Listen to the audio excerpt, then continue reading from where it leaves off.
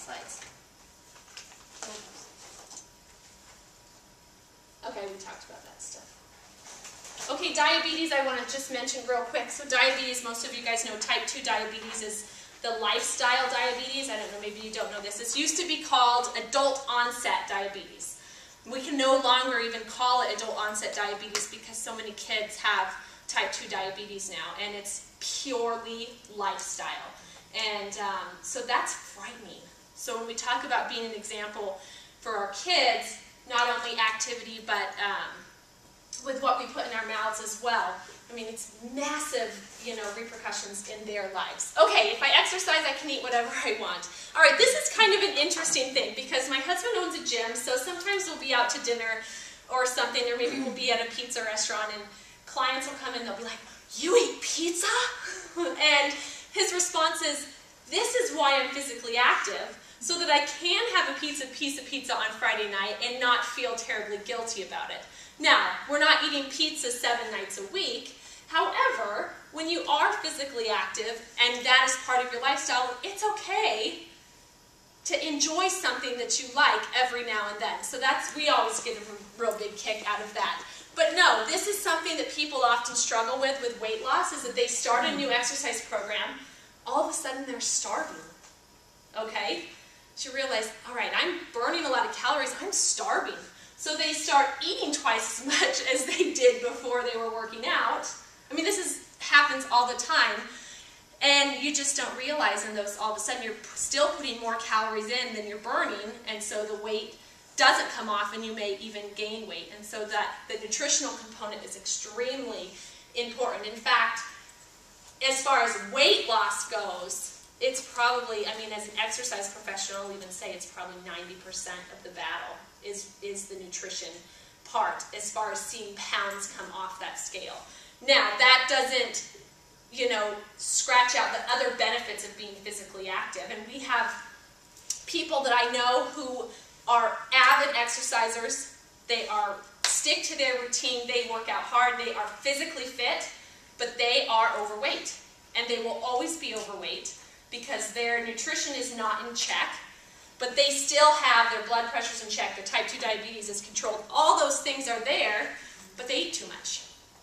And they don't eat the right things. And so it's people like that it's like, okay, we're going to conquer half this battle.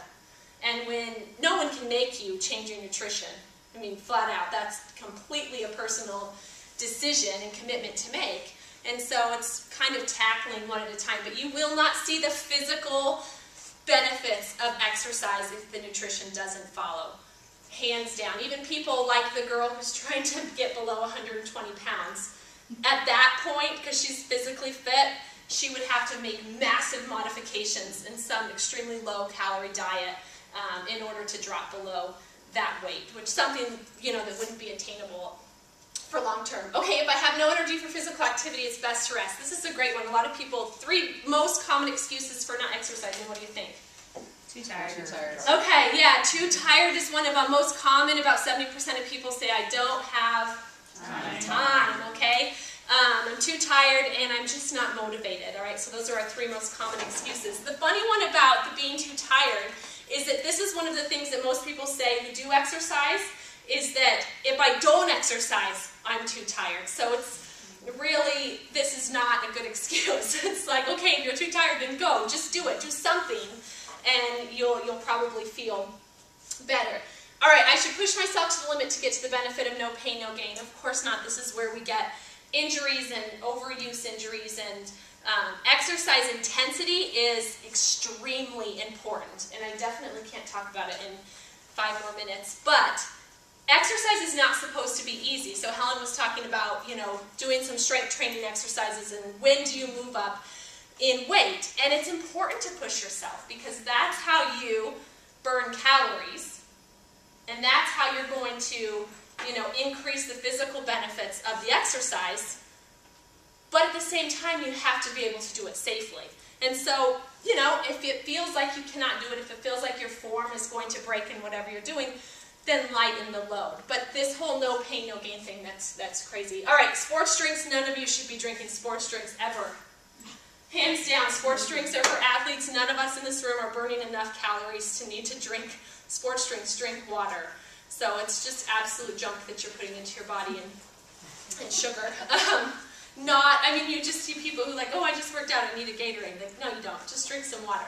So just, I mean, absolutely cut that out. And I shouldn't bother unless I can exercise for at least 30 minutes. This is a big topic of this presentation here. Anything is better than nothing, okay? There's lots of research that says you can accumulate that exercise throughout the day. So some of us work over in the H building. Maybe you make a couple extra trips back and forth and you pick up that walking pace so that you are moving, you know, when you're going back and forth between the buildings. Parking as far away as you can, and, you know, walking in.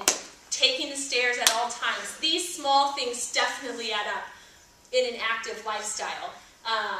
I don't think they replace the bouts of physical activity from a habit-forming perspective.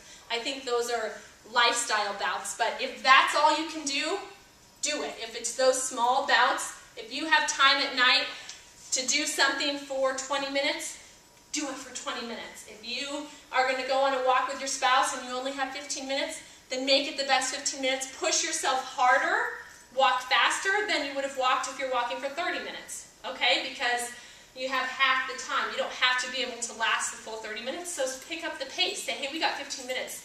Let's move, okay? So a good exercise test is called the talk test.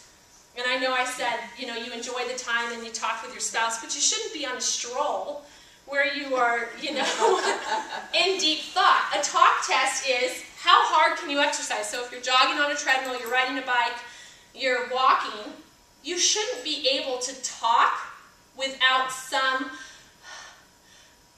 difficulty, okay? It's a really great way to kind of quickly assess your intensity.